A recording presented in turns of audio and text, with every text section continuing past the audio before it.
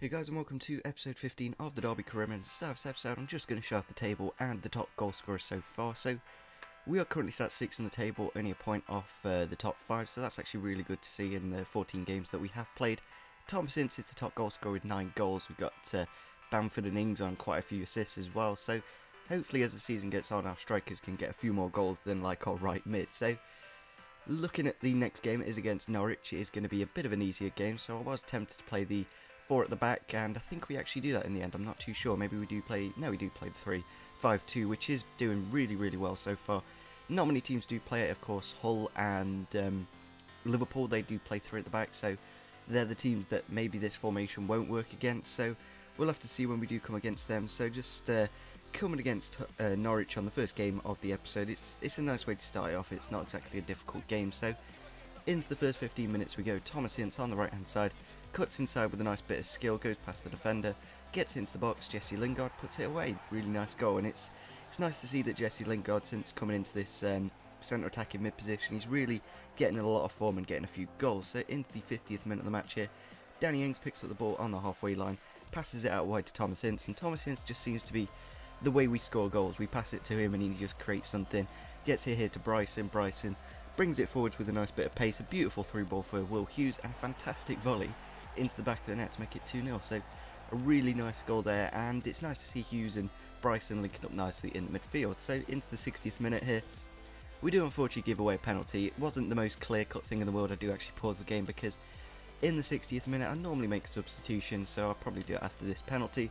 We do go the right way, we just don't save it, so that's a little bit of a shame. But 2-1, we still got the home advantage, so hopefully we can hold off in this game for the last few minutes. So I thought I'd do the substitutions now, and what I tend to do is bring on a striker, just another option up front, of course, and sometimes I do put Thomas Ince at the centre attacking mid position, bring on Roberts, bring on Thorne just to shape up the midfield and keep it all defensive and stuff like that. And I like to keep Hughes nice and fresh, because if he ever gets an injury, it's going to be a bit bad. So I don't think we actually bring on a striker this time. I think we just bring on a few wingers and make that midfield a bit more pacier and a bit more stamina, of course. So we hold off in that game and get the 2-1 win. So it shows when you do bring on Thorne, he just holds that midfield well, and we get the win. So into the next game we go. It is against Newcastle in the league. A bit of a tougher game. It is going to be in the snow as well, which isn't the best looking thing in the world. And at the moment we've got quite a bit of players on the bench that aren't quite doing so much, like Flanagan.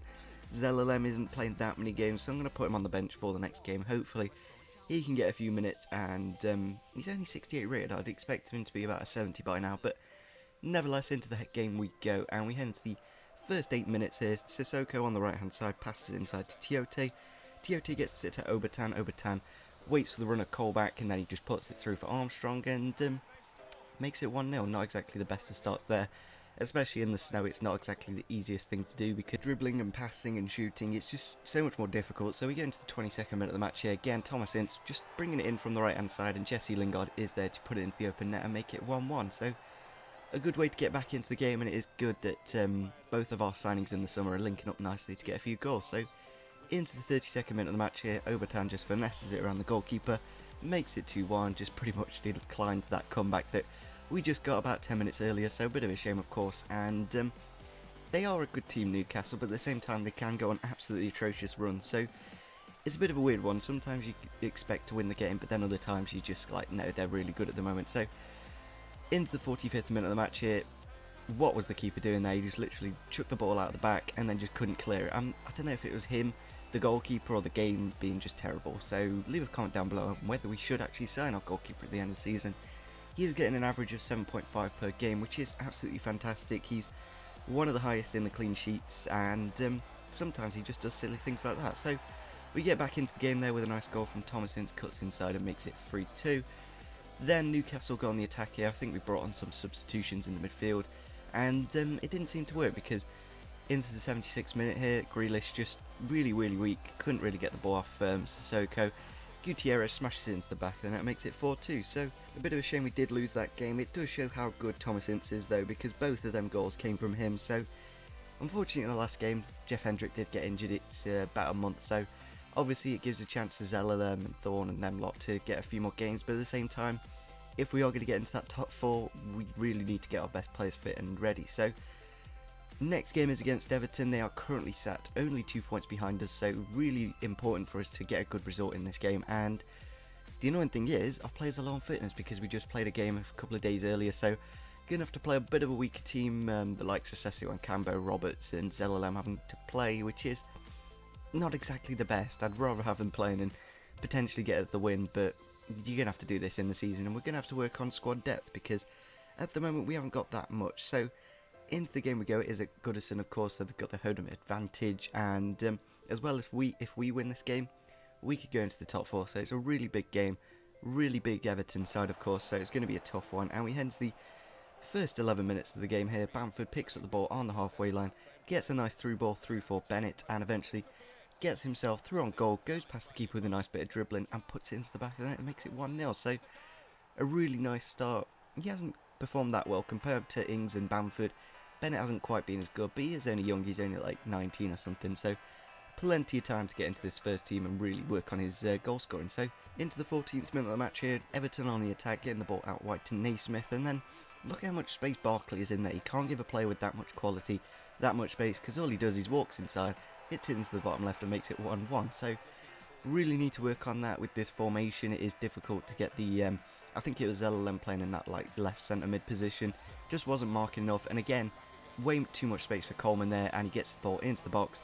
Goalkeeper went on his walkabouts, and yeah, maybe he couldn't have kicked the ball a bit further maybe, and Barkley does make it 2-1 there, so a bit of a shame. But all these problems seem to be coming from Zelalem, which is a bit of a shame, of course, because he hasn't played that many games, and when you put him in against a really big team like Everton, he's not really going to be expected to do that well. And then in the 31st minute of the match there, fantastic save from a goalkeeper to keep it at 2-1, but straight away from that corner kick they do go short. I think it was Gibson getting the ball, or is it Jagielka? It's Jagielka, gets a fantastic cross into the box.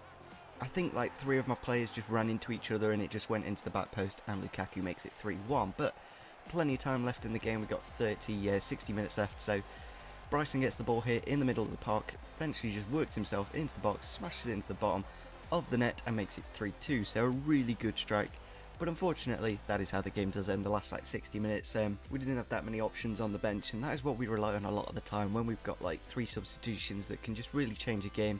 We didn't really have them at that last game, and we really couldn't get the win. So into the next game we go. We're going to be playing Christie on the right mid position, as we're playing against Chelsea. They're quite a strong team, so you need quite physical players. We're going to be playing Thomas Ince at the cam position, so we'll have to see how that does. And we go to make a corner here, getting the ball into Hughes, and then Christie, beautiful driven cross into the back post, makes it 1-0 with Danny Ings, a fantastic strike to make it 1-0. So a really good start against Chelsea, a really big game of course as well. They are playing a bit of a weaker team. They've got like Van Ginkel, Piazon and Hazard, but I'm not too sure if they are like developed in this career mode. Like they're probably like 84 rated or something, and I just don't know. So they do unfortunately get a goal here in the 25th minute. Goalkeeper didn't even dive. I do find that a little bit annoying when the keeper just stands there and does nothing.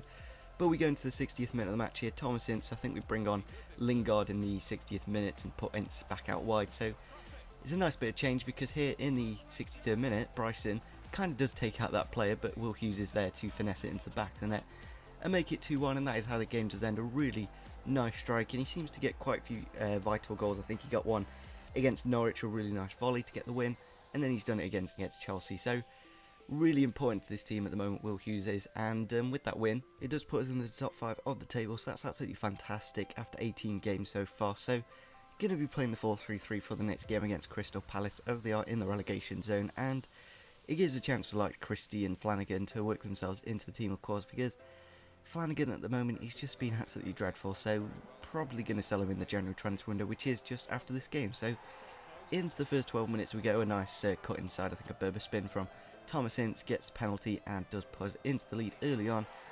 It's just been such a good signing for 4.6 million, absolute bargain, because that does get his 11th goal of the season, and if he keeps up that form, it's like what, about 27 goals. So if he can get that by the end of the season, that'd be absolutely fantastic. So into the 31st minute of the match here, ball into the back post, the keeper with a really good save, but Will Hughes is at the right place at the right time to get that goal and to make it 2-0, and that is how the game does end. So not exactly the most interesting game in the world, but not every game is, so at least we got the 3 points, which is the most vital thing. And after that game we go into the January transfer window, so if you want to leave a comment down below on any players you want me to sign, I have actually recorded it up to the summer window now, because what I like to do is record in advance. It just gives me the option to make the video on the day that I want it. So yeah, any signings that you want me to make in the summer, leave them down below, and yeah, subscribe if you're on the channel. We're going to have a trade offer for one of our very important players, and that is going to be Thomas Ince, but I'm just not that interested in selling him. But you're going to have to see if we do sell him later on in the January transfer window. So